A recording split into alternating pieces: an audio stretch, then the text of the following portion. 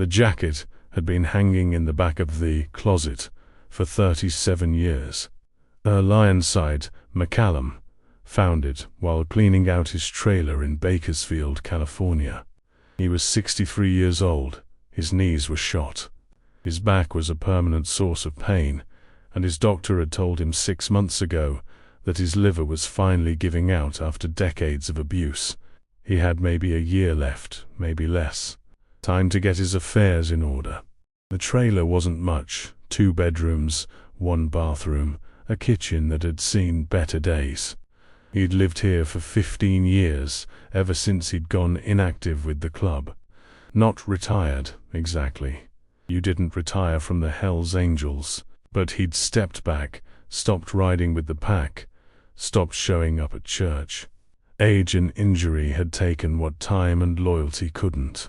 Now he was sorting through a lifetime of accumulated junk, deciding what to throw away and what to leave behind for ... who? He had no children, no wife, not anymore. His brothers in the club would take his bikes, his tools, his cut, but the rest of it, just garbage for someone else to deal with. The jacket was stuffed in a box at the very back of the closet, beneath old magazines and forgotten clothes.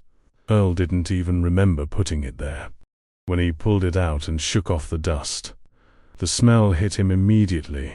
Old leather, older sweat, and something else. Something that smelled like the past. It was his riding jacket from the 70s. Not his cut, that was different, sacred, but the jacket he'd worn underneath, back when he was young and indestructible, and thought the road would never end. Earl held it up, surprised by how small it seemed.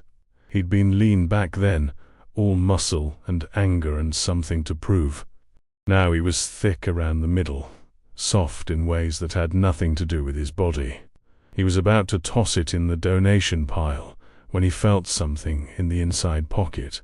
Paper, folded and brittle with age. Earl pulled it out carefully, afraid it might crumble in his hands. It was an envelope, yellowed and stained, addressed to no one. He had no memory of putting it there, no memory of it at all. He opened the envelope and removed the letter inside. The paper was lined, torn from a notebook, covered in handwriting that was young and unsteady. Earl began to read. "Dear Mr. McCallum, I don't know if you'll ever read this. I don't even know if I'll ever send it. But I need to write it because the questions are eating me alive and no one will give me answers. My name is Daniel Marsh. I'm 14 years old. My father was Thomas Marsh, and I know you killed him. I'm not writing to threaten you or to say I'm going to the police. Everyone already knows what happened and no one's going to do anything about it. That's not how things work in this town. I learned that lesson when I was 8 years old, standing in a church full of people who all knew the truth and wouldn't say a word. I'm writing because I need to understand. My father wasn't a good man. I know that now, even if I didn't want to believe it when I was little. He drank too much, and when he drank, he got mean. He hit my mother. He hit me. He did things I don't want to write down because writing them makes them more real. But he was still my father, and I still loved him. And when I was 8 years old, he went out one night and never came back. And everyone told me it was an accident, but I knew it wasn't. I knew because of the way people looked at me afterward, like they were sorry, but also like they were relieved, like something bad had been removed and everyone could breathe again. I found out the truth when I was 12. Some older kids at school told me. They said my father had crossed the Hells Angels somehow, and that you were the one who took care of it. They said it like it was just a fact, like telling me the sky was blue, like everyone knew and it didn't matter. So here's my question, Mr. McCallum, the one I need an answer to. Did my father deserve it? I know that sounds like a strange thing to ask, maybe even a stupid thing, but I need to know. I need to know if the man I loved and hated and feared and missed was someone who deserved to die. I need to know if the world is better without him. I need to know if I'm supposed to feel relieved too, or if I'm allowed to keep being angry and sad and confused. I don't expect you to write back. I don't even expect you to read this. But if you do, if somehow this letter finds its way to you, I just want you to know that I think about that night all the time. I think about my father, and I think about you, and I think about what happened and why. And I wonder if you ever think about me. Daniel Marsh Earl read the letter 3 times. His hands were shaking by the end of it. Not from fear. He hadn't felt fear in decades, but from something else. Something he didn't have a name for. He remembered Thomas Marsh. Of course he did. You didn't forget the men you killed, no matter how much time passed, no matter how justified it was. They stayed with you, became part of you, rode alongside you like shadows. Marsh had been a problem, a bad one. He'd been running a protection racket on the side, shaking down local businesses without club approval, using the Hells Angels name without authorization. When the club found out, they gave him a chance to make it right. He didn't take it. Instead, he threatened to go to the feds, to cut a deal, to bring everyone down with him. So Earl had been given the job. It was quick, professional, a problem removed. That's how he'd thought of it at the time, not as a man, but as a problem. Something that needed solving. He'd never thought about the son. 14 years old when he wrote this letter, which meant he'd been 8 when it happened. 8 years old, losing his father, growing up in a town where everyone knew the truth and no one would say it out loud. Earl sat down heavily on the edge of his bed. His chest felt tight, and not just from the liver failure slowly poisoning his blood. He looked at the letter again, at the careful handwriting, the earnest questions, the desperate need to understand. Did my father deserve it? What kind of answer could he possibly give to that? Yes, your father was a threat and we eliminated him. Yes, he broke the rules and paid the price. Yes, in the cold calculus of the life we lived, his death was justified. Would that help? Would that give a 14-year-old boy peace? Earl realized he didn't even know how old Daniel Marsh was now. He did the math. 37 years since he'd worn this jacket, probably around the same time he'd received the letter. If Daniel had been 14 then, he'd be in his early 50s now. A grown man, with a family of his own probably. A life built in the shadow of what Earl had done. And I wonder if you ever think about me. No, he never had. Not once in 37 years had Earl McCallum thought about the son of Thomas Marsh. He'd thought about the job, about the necessity of it, about the way it had solidified his reputation in the club. But the boy, the 8-year-old who'd lost his father and spent his childhood drowning in questions, Earl had never given him a single thought. He folded the letter carefully and put it back in the envelope. His hands were still shaking. That night, Earl couldn't sleep. He lay in bed, staring at the ceiling, thinking about all the things he'd done in his 63 years. The rides, the fights, the deals, the women, the brothers he'd loved and buried. The code he'd lived by, loyalty, silence, no regrets. No regrets. That had always been his motto. What's done is done. You make a choice. You live with it. You don't look back. That's how you survived in this life. That's how you stayed sane. But now, lying in the dark with a letter on his nightstand and a death sentence in his blood, Earl wondered if that motto had been wisdom or cowardice. Had he really lived without regret, or had he just refused to look closely enough to feel it? He thought about the things he'd done for the club. The beatings, the intimidation, the fear he'd put into people who probably didn't deserve it. He'd told himself it was necessary. That's how the life worked. That's how you maintained order. That's how you kept the brotherhood strong. But was it? Or was that just a story he told himself so he could sleep at night? And then there was Thomas Marsh, a man who'd made bad choices and paid the ultimate price. A man who'd beaten his wife and his son, who'd threatened the club, who'd left Earl no choice but to do what he did. But he'd also been a father, a human being with a child who loved him despite everything. A man whose death had rippled outward in ways Earl had never considered. Did my father deserve it? Earl didn't know anymore. That was the terrifying thing. After 37 years of certainty, he didn't know. The next morning, Earl made a decision. He got up early, made coffee, and sat at his kitchen table with the letter in front of him. He read it again, slowly, letting the words sink in. Then he picked up his phone and called Raymond Cortez. Raymond was the current president of the Bakersfield chapter, had been for almost a decade. He was younger than Earl by 20 years, but they'd ridden together back when Raymond was a prospect and Earl was at the height of his power in the club. There was history there, respect. Ironside, Raymond answered. Been a while. I need to talk to you, Earl said, in person. Today. A pause. Everything okay? No. But that's why I need to talk. Raymond was quiet for a moment. Come by the house. 2 o'clock. Earl hung up and looked around his trailer. At the boxes half packed, the life half sorted. He'd been planning to spend today continuing the cleanup, getting ready for the end that was coming, whether he wanted it or not. But that could wait. This couldn't. He showered, dressed, and put on his cut for the first time in years.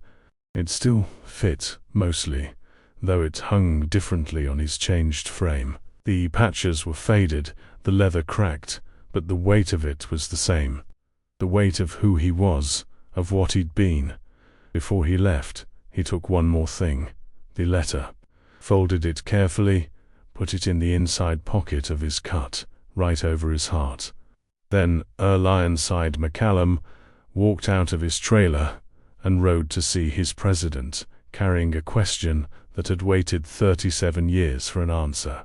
Raymond's house was a modest ranch-style place on the outskirts of town, nicer than the trailer, but nothing flashy. That was Raymond's style, solid, unpretentious, all substance and no show. He was waiting on the front porch when Earl pulled up, watching with unreadable eyes as the older man dismounted and walked toward him. You look like hell, Raymond said. Feel like it too. Earl climbed the porch steps, his knees protesting everyone. Thanks for seeing me. You said it was important. Raymond gestured to a pair of chairs. Sit, talk. They sat. The afternoon sun was warm, the street quiet. Earl could hear kids playing somewhere in the distance, their shouts and laughter carrying on the breeze. He pulled out the letter and handed it to Raymond. Read this. Raymond took the letter, unfolded it, and began to read. His expression didn't change. It never did. Lamar had a poker face that would make statues jealous, but Earl could tell he was paying attention. Really paying attention. When he finished, Raymond folded the letter and handed it back. Thomas Marsh, he said. Before my time, but I know the story. Everyone knows the story. So what's the problem? Raymond leaned back in his chair. You did what you had to do. Marsh was a threat. You handled it. That's ancient history. The history's not the problem, Errol said. The letter is. The letter's 37 years old. Why's it a problem now? Earl was quiet for a moment, trying to find the right words. It wasn't easy.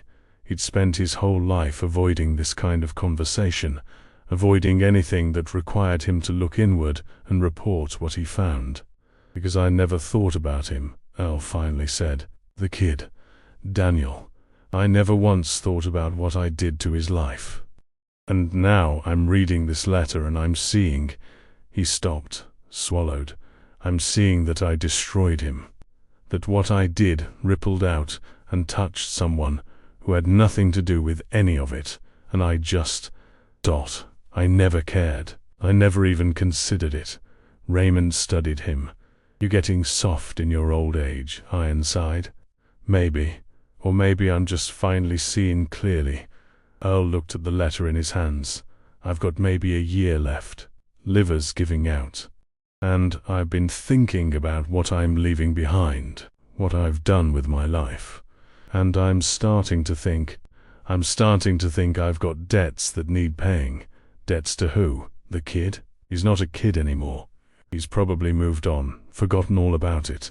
You read that letter. Does that sound like someone who's going to forget? Raymond didn't answer. Earl leaned forward. I need to find him. Daniel Marsh. I need to talk to him. And say what? I don't know yet. But something.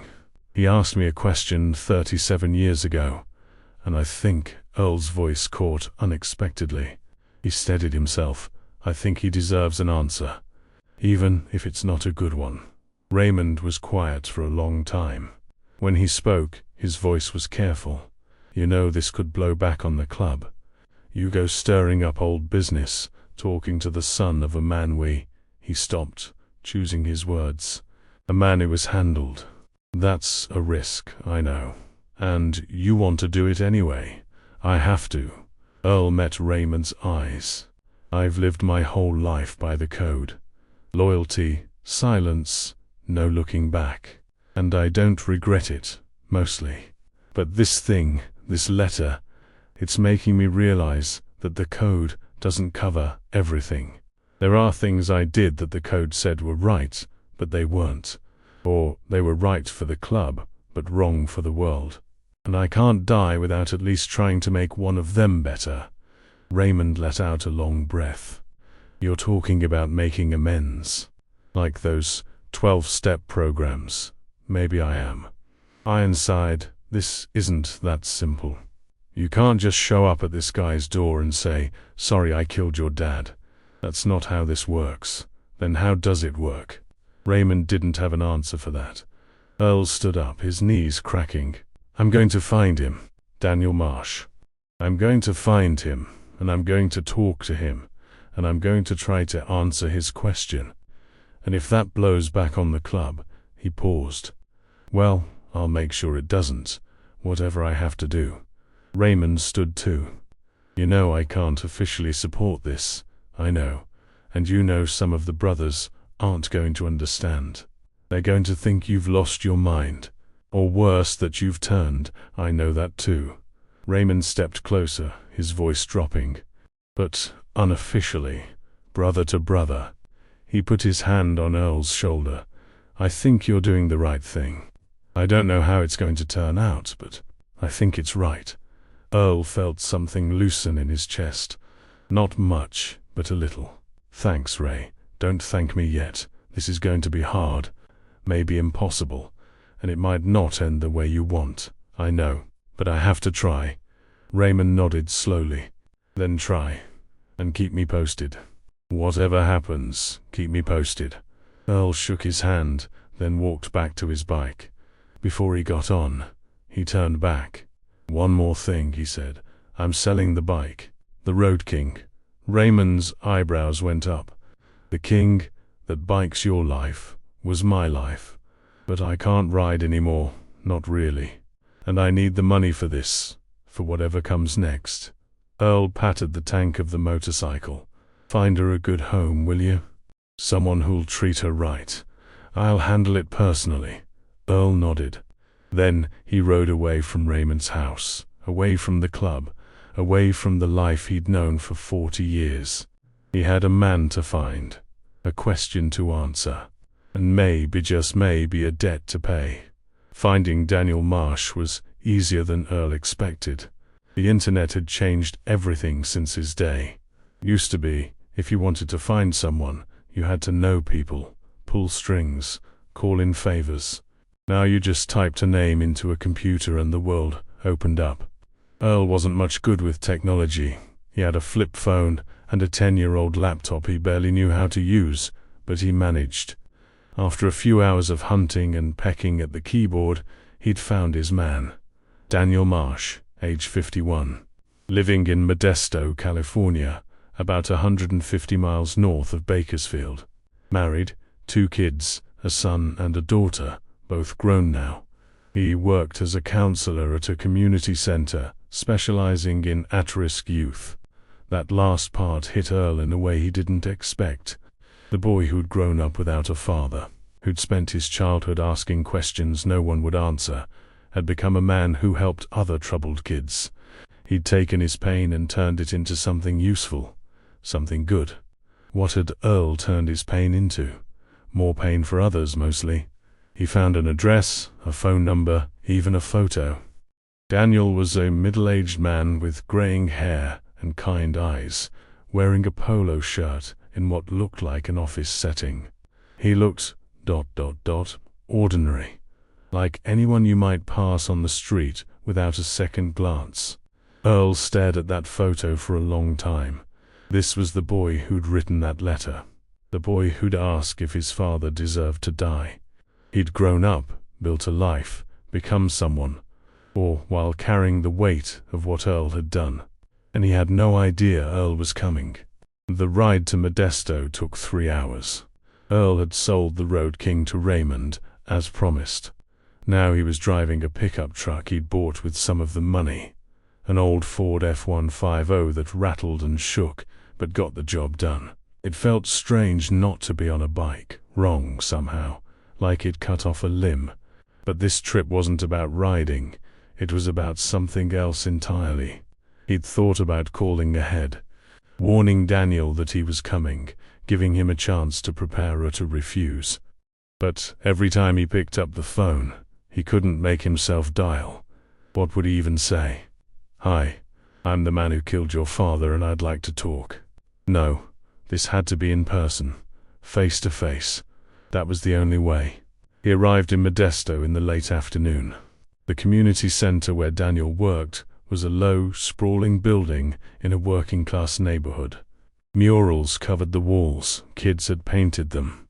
By the look of it, and a hand-painted sign over the door, read New Horizons Youth Center. Earl parked across the street and watched.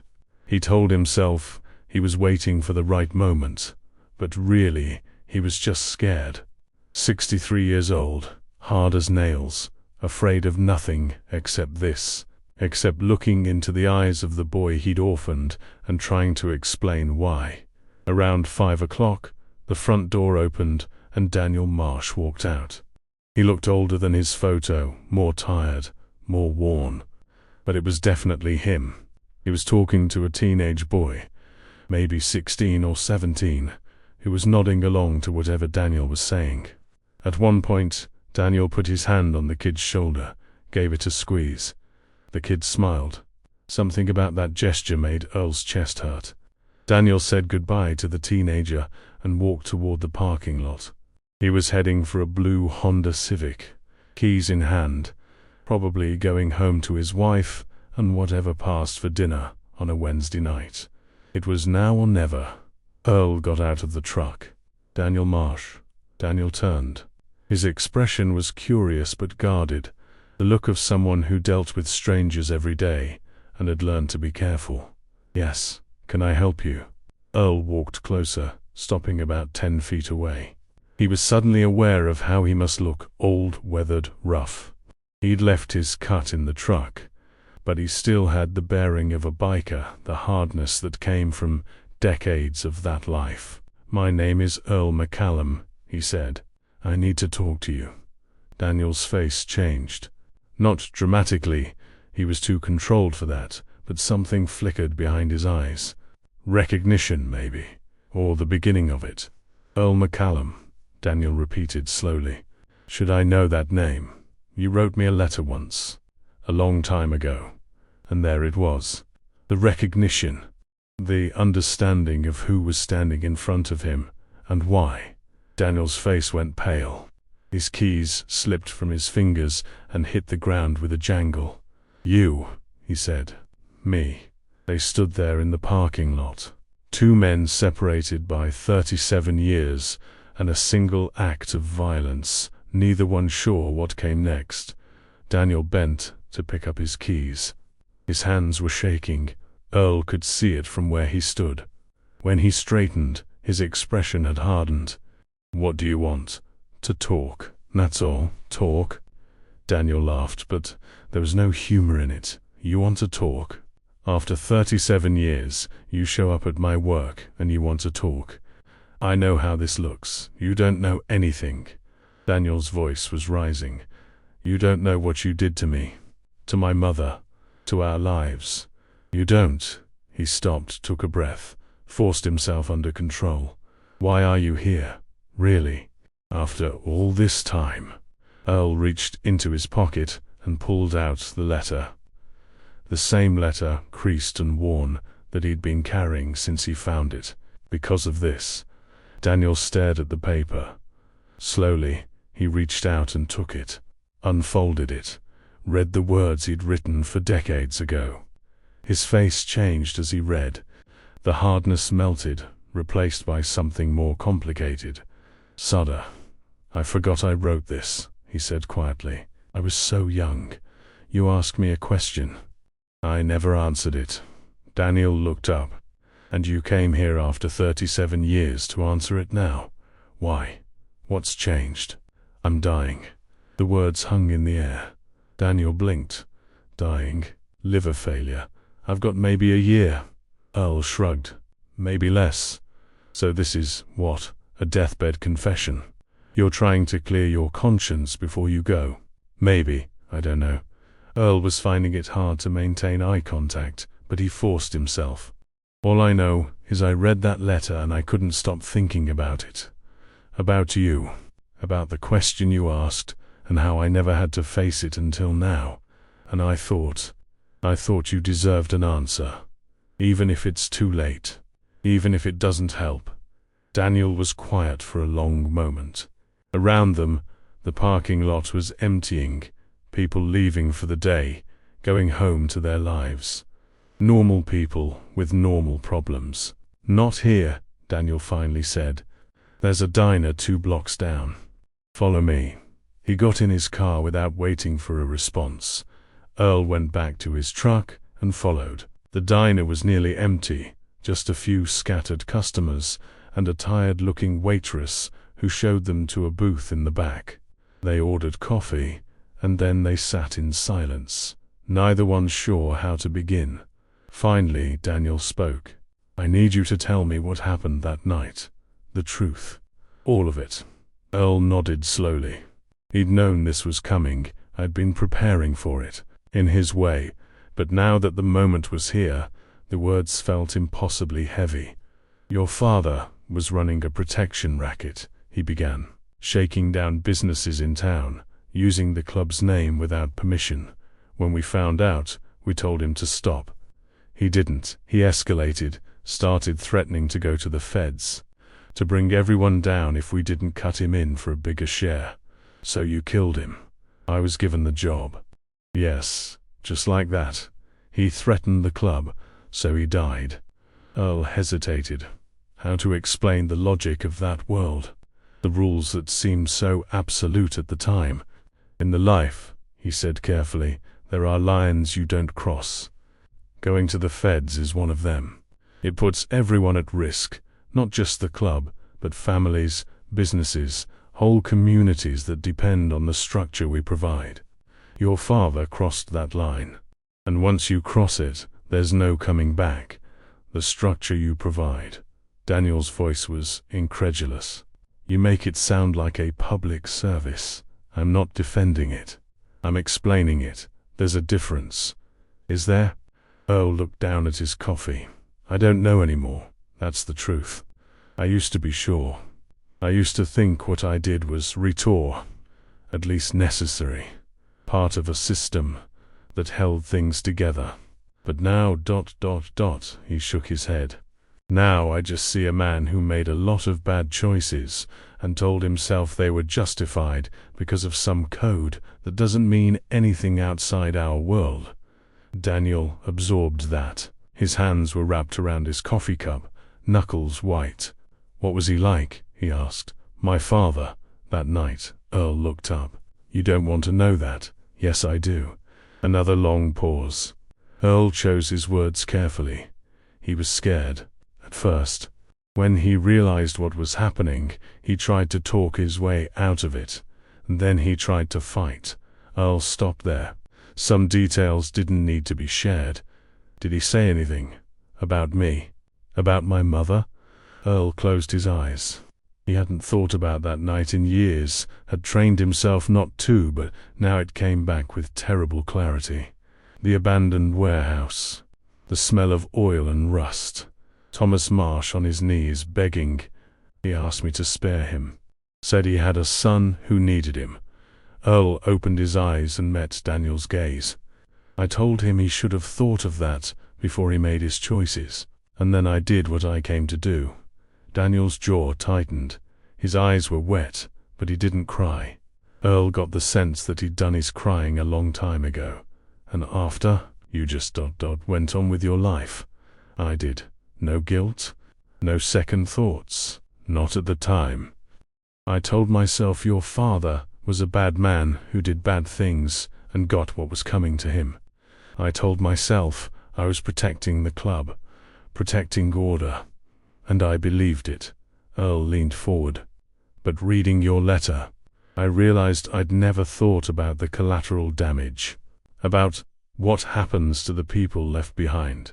I eliminated a problem, but I created a wound that never healed, and I never even considered that until now, until you were dying.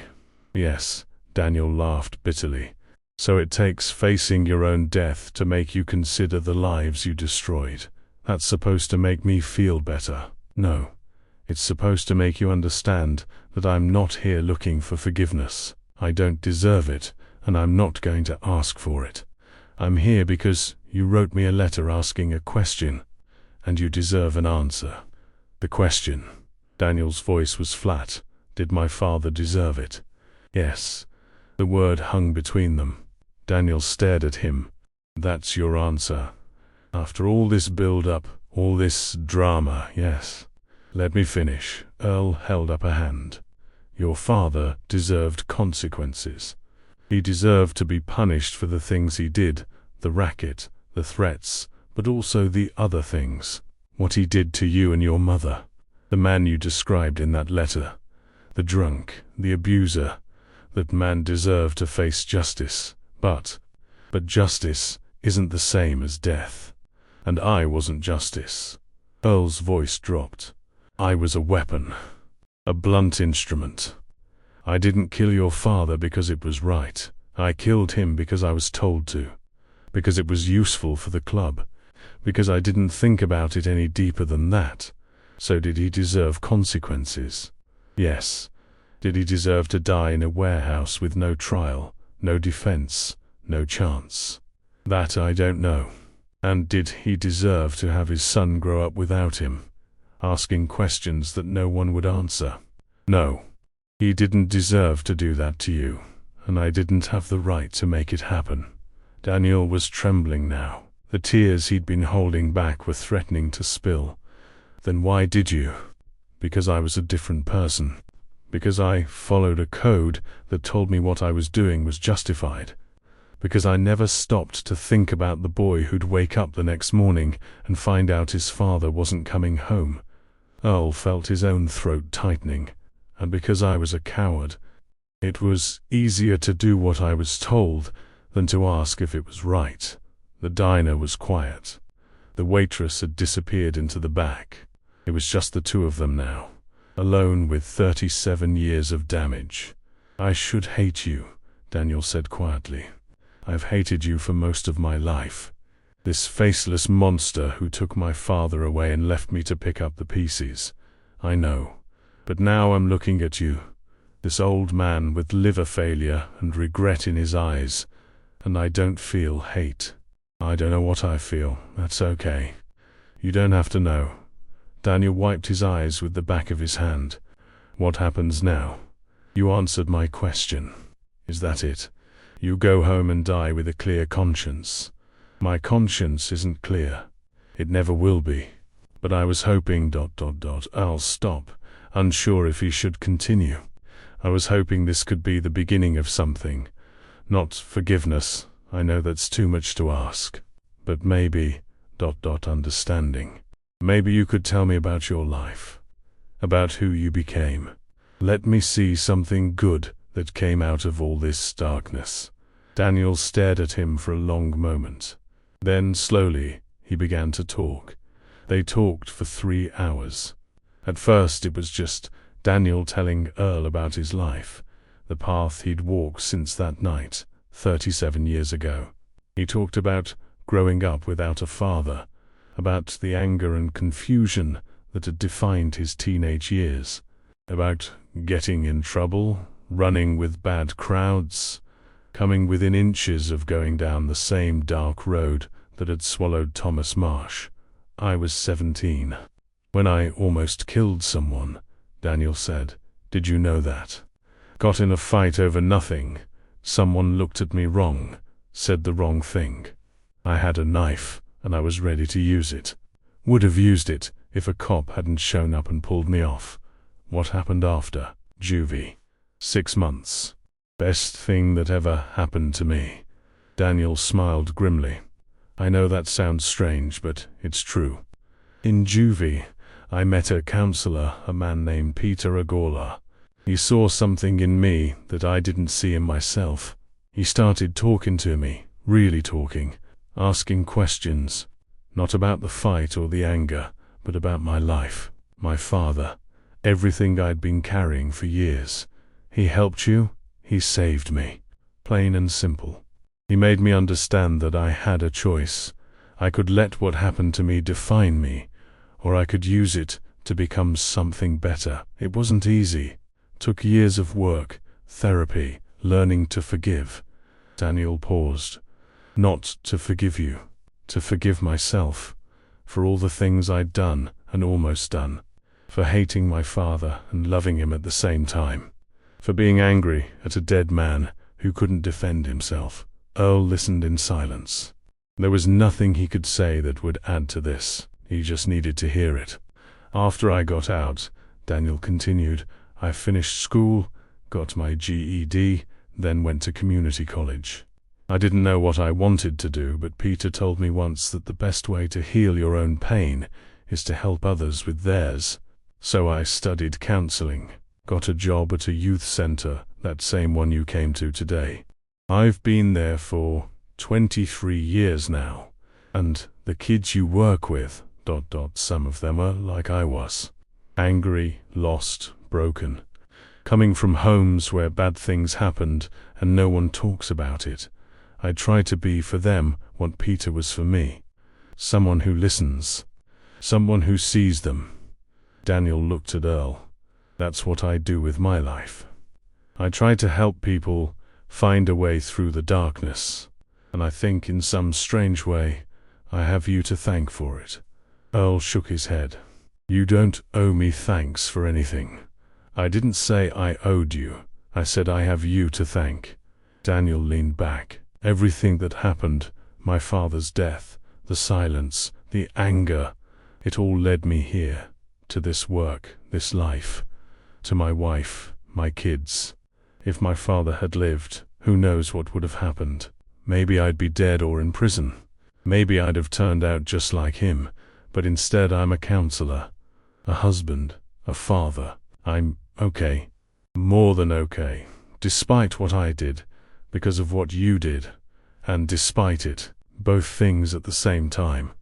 Daniel shook his head. That's what I could never figure out as a kid. How to hold both truths, that what you did was wrong, and that my life turned out right anyway. How do you reconcile that? I don't think you do, Earl said slowly. I think you just accept that the world is complicated, that bad things can lead to good outcomes, and good intentions can lead to disasters. You do the best you can, and you try to leave things better than you found them. Is that what you're trying to do now? Leave things better? I don't know if I can, but I want to try. They sat in silence for a while. The diner had filled up a bit. The dinner crowd, such as it was, and the noise of other conversations provided a kind of privacy.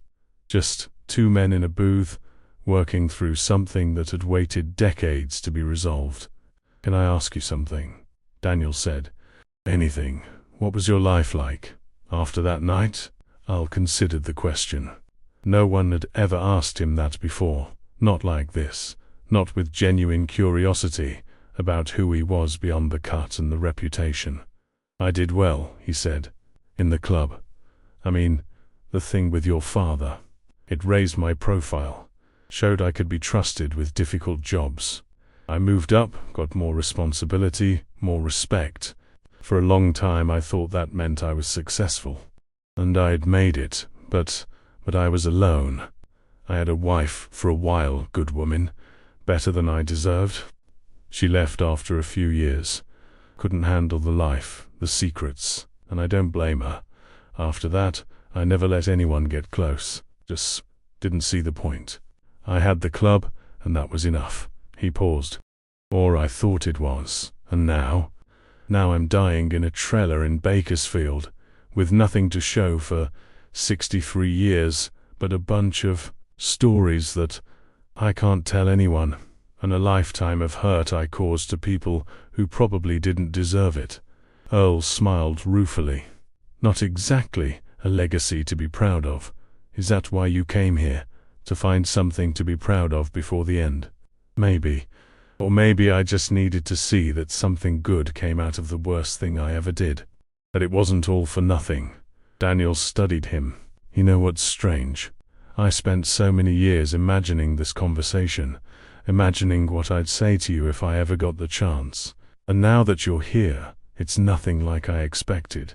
What did you expect? I expected to hate you, to scream at you, to tell you what you took from me and what you suffer. Daniel shook his head. But I don't want any of that. I just feel tired. Tired of carrying this anger around. Tired of letting it define me. Then let it go. It's not that simple. No, it's not. But you can start. Earl leaned forward. I'm not asking for forgiveness. I know I said that before, and I mean it. But maybe we can let go together. You let go of the anger, and I let go of the excuses. We just let it all go, and see what's left. Daniel was quiet for a long time. Earl could see him wrestling with it, all those years of pain and rage fighting against the possibility of release. My mother died 3 years ago, Daniel said finally. Did you know that? No. She never got over it. My father, what happened to him? She remarried once, but it didn't last. She spent the rest of her life afraid of the club, afraid of men like you, afraid of everything. His voice tightened. She deserved better. She did. And I deserved a father. Even a bad one. I deserved the chance to grow up and confront him myself, to ask him why he did the things he did. You took that from me, I know. Do you? Do you really understand what it's like to have that stolen from you? Earl held his gaze. No, I don't. I can't. All I can do is sit here and listen while you tell me, and tell you that I'm sorry, that I know it's not enough, and I know it doesn't fix anything, but I'm sorry. The word hung in the air between them. Earl wasn't sure he'd ever said it before, not like this, not with this much weight behind it. Daniel's eyes filled with tears again. This time, he let them fall. I've been waiting 37 years to hear that, he whispered. I should have said it 37 years ago. I should have answered your letter. I should have done a lot of things differently. Earl felt his own composure cracking. But I didn't. And now all I can do is try to make it right. Or at least less wrong. How? How can you possibly make this right? Earl reached into his pocket and pulled out an envelope. He slid it across the table. What is this? The money from my bike. $43,000. I want you to have it. Daniel stared at the envelope. I don't want your money. It's not for you. It's for the center. For those kids you work with. Let it do some good. I can't. Yes, you can. You can take money from a bad man and use it to help good people. That's not hypocrisy. That's redemption. Earl pushed the envelope closer. Please, let me do this one thing. Daniel looked at the envelope, then at Earl. The conflict on his face was painful to watch. Finally, he reached out and took it. For the center, he said. Not for me, for the center. Daniel put the envelope in his jacket pocket. His hands were still shaking, but less than before. So what happens now? He asked. Now I go home. I get my affairs in order. I wait for the end. Earl paused.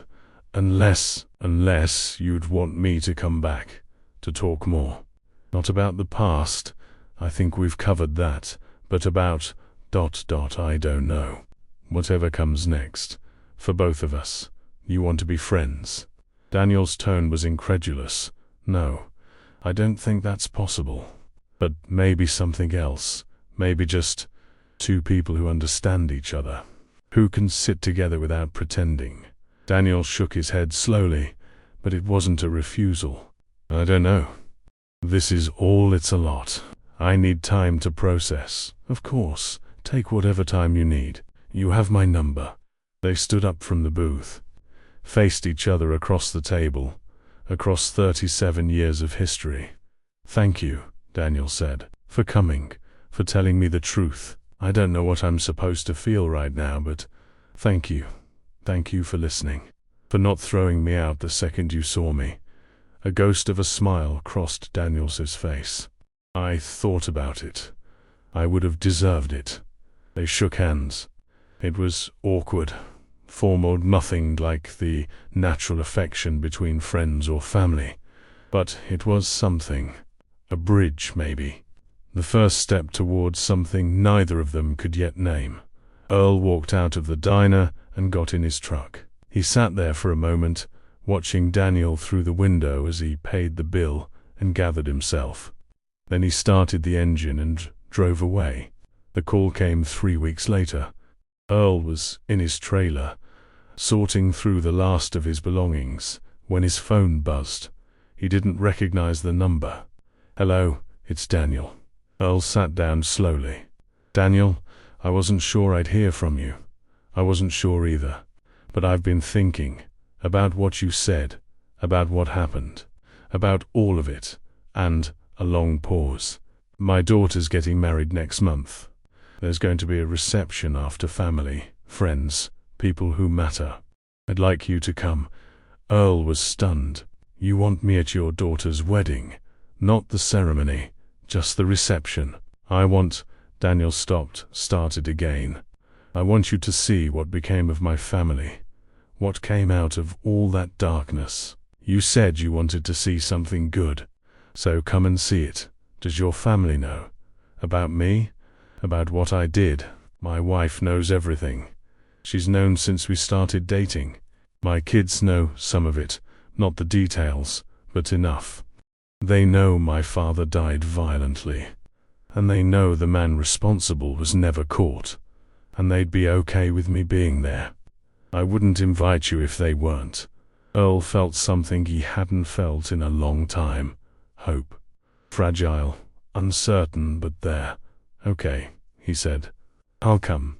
The reception was held at a community hall in Modesto, decorated simply but warmly. Earl arrived early, before most of the guests, not wanting to make a scene. Daniel met him at the door. He looked better than he had at the diner, lighter somehow, as if something had lifted. You came, I said I would. Daniel nodded, then did something unexpected. He pulled Earl into a hug. Brief, awkward, but real. Come on, he said. I want to introduce you to my family. He led Earl inside, where a woman was arranging flowers on the main table. She looked up as they approached, mid-50s, kind face, watchful eyes. Earl, this is my wife, Patricia. Patricia studied Earl for a long moment. Then she extended her hand. Daniel's told me a lot about you. I'm sure it wasn't all good. No, it wasn't. But you'll hear anyway, and that matters. She shook his hand firmly. Welcome. Over the next hour, Earl met Daniel's children, his son James, his daughter Rebecca, the bride. He met their spouses, their friends, the extended family that had grown from the wreckage of Thomas Marsh's death. And he saw what Daniel had built, a family that loved each other, that supported each other, that had traditions and in-jokes and all the small, ordinary things that make up a life. They were happy, not perfect, not without their own struggles, but happy. Earl had never been part of anything like this. The club was family, in its way, but not like this. Not this warmth, this openness, this unguarded joy. "You did good," he told Daniel at one point, as they stood off to the side watching the celebration. "You built something real. I had help. Patricia, the kids, friends who showed up when I needed them." Daniel looked at Earl. "And you? I didn't help you build anything. No. But you showed me what I didn't want to become. Every time I was tempted to give in to the anger, to go down the dark path, I thought about you. About what happens when you let the darkness win. And I chose differently." Earl didn't know what to say to that, so he just nodded. Later, as the reception was winding down, Raymond Cortez walked in. Earl wasn't expecting him. He stood up, suddenly wary. Why was his president here? Raymond walked over, nodding to Daniel as if they'd met before. Maybe they had. Earl didn't know. Ironside, "Can I talk to you for a minute?" They stepped outside, into the cool evening air. "What are you doing here?" Earl asked. "You told me to keep track of what you were doing, so I did." Raymond looked at him. "The boys are talking. They know you've sold your bike. They know you've been making trips to Modesto. Some of them are worried you've gone soft, or worse, that you're talking to people you shouldn't be. And what do you think?" Raymond was quiet for a moment. "I think you're doing something I've never seen in 40 years with this club. You're trying to make amends. Real amends. Not just words, but action." He shook his head slowly. "I didn't think it was possible. Thought once you were in this life, you were in it until the end. No changing, no getting out, no going back. Maybe I'm not getting out. Maybe I'm just trying to balance the scales. Maybe." Raymond looked at the community hall, at the celebration inside. "What you're doing here, being with this family, seeing what they've made, I don't know what to call it. But it's not nothing. It means something. Does the club have a problem with it? Some do. But I've talked to them.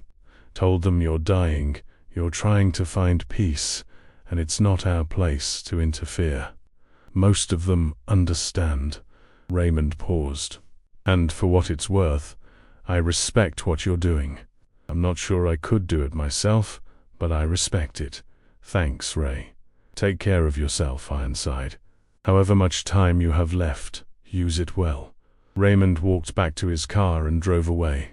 Earl stood in the parking lot for a while, thinking about everything that had happened in the last few weeks. The letter, the conversation, the invitation to this celebration. He wasn't forgiven, he probably never would be. But he was here, in this moment, witnessing the good that had grown from the bad, and that was something. Maybe enough. He went back inside. The last weeks of Earl's life were different than he'd expected.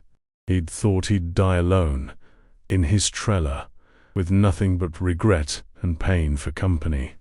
Instead, he found himself making regular trips to Modesto, sitting in Daniel's backyard, talking about everything and nothing, meeting Patricia for coffee, hearing about her work as a nurse, her stories of patients she'd helped, playing cards with James, arguing about sports, feeling like a normal person for the first time in decades.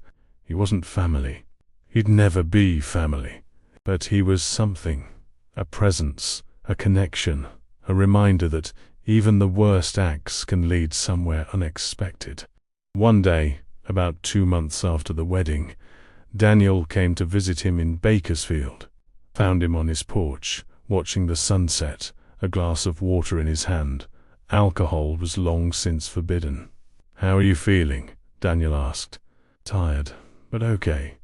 Earl smiled slightly. "Better than I deserve. I've been thinking about something. A question I never asked you." "What? Why me?" Why did you decide to answer my letter now, after all these years? What made you finally open that envelope? Earl considered the question. I don't know exactly. I found it while I was cleaning out my life, getting ready for the end. And something about it, the way you wrote it, the things you asked, got under my skin. Made me see myself differently. Made me see what I'd done differently. He paused. I think I needed to see it. Needed to finally understand that the things I'd done had consequences beyond what I could see. And once I understood that, I couldn't ununderstand it. I had to do something. And if you hadn't found the letter, if it had stayed lost in that jacket forever, then I would have died without knowing. And you would have lived without answers. And the world would have kept turning, same as always. Earl looked at Daniel. But I did find it. And here we are. Daniel nodded slowly. Here we are. They sat in silence as the sun went down, painting the sky in shades of orange and red. Earl thought about all the sunsets he'd seen, all the rides he'd taken, all the roads he'd traveled. None of them had led anywhere as important as this. I want you to know something, Daniel said quietly. I forgive you. Earl turned to look at him. I've been carrying this anger for 37 years, Daniel continued. And it's exhausting. It's been eating me alive, even when I thought I'd dealt with it. But seeing you here, seeing what you're trying to do, it's changed something. I don't know if I'll ever fully understand why you did what you did. But I can forgive it. I can let it go. He met Earl's eyes. So, I forgive you, Earl, for what you did to my father, for what you did to me. I forgive all of it. Earl didn't realize he was crying until he felt the tears on his cheeks.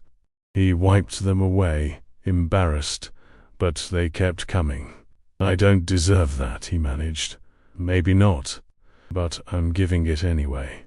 Because it's not just for you, it's for me too. It's the only way I can finally be free. Earl nodded. He couldn't speak. For the first time in his 63 years, the words simply wouldn't come. They sat together as the last light faded, two men bound by violence and grief and the long, difficult road to something better. Earl McCallum died on a Tuesday morning in October. He went peacefully, in his sleep, in his trailer in Bakersfield. The doctors said his liver had finally given out, that it was a miracle he'd lasted as long as he did. Daniel got the call from Raymond, who'd been checking on Earl regularly in those last weeks. He drove down to Bakersfield that afternoon, stood in the trailer, and looked at the body of the man who'd killed his father and become something like a friend. He didn't cry. He'd done his crying already, years ago, but he felt the loss all the same. Raymond handled the arrangements club business, he called it. There was a small funeral at the chapter house, attended by brothers who'd ridden with Earl over the years. They told stories, drank whiskey, remembered the man they'd known. Daniel wasn't invited. That was okay. Some worlds couldn't mix, no matter how much the boundaries had blurred. But a week after the funeral, Raymond came to Modesto. He brought something with him, a wooden box, about the size of a shoebox. Ironside wanted you to have this, he said, handing it to Daniel. Told me about it in his last days. Said it was important. Daniel opened the box. Inside was Earl's cut, the leather vest with the patches, the symbol of everything he'd been in the club. There was also a letter. Daniel unfolded the letter and read, Daniel, I told you I wasn't looking for forgiveness, but you gave it to me anyway. I don't know what I did to deserve that, but I'm grateful. More grateful than I know how to say. I'm leaving you my cut. I know it's a strange gift. Why would you want the symbol of the organization that took your father? But I want you to have it, because it's the most valuable thing I owned. Not in money, but in meaning. It represents the life I chose, and everything that came with it. I'm not asking you to keep it, or wear it, or even understand it. But maybe you could look at it sometimes and remember that people can change, that even old men set in their ways can learn to see things differently, that the code we live by doesn't have to be the only truth. You gave me peace in my last months. You showed me that something good could come out of the worst thing I ever did. I hope I gave you something to answers maybe, or at least the beginning of them. Thank you for forgiving me. I hope someday you can forgive your father too. Not for him, for yourself. It's the only way to be truly free. Your friend, if you'll let me call myself that, Earl Daniel sat with the box in his lap for a long time. He thought about his father, and about Earl, and about the strange journey that had brought them all to this moment. He thought about anger and forgiveness and the long road between them.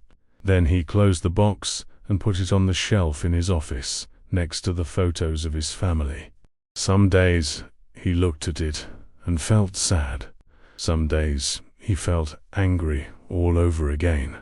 But most days he just felt grateful for the life he'd built, for the family he'd made, for the peace he'd finally found.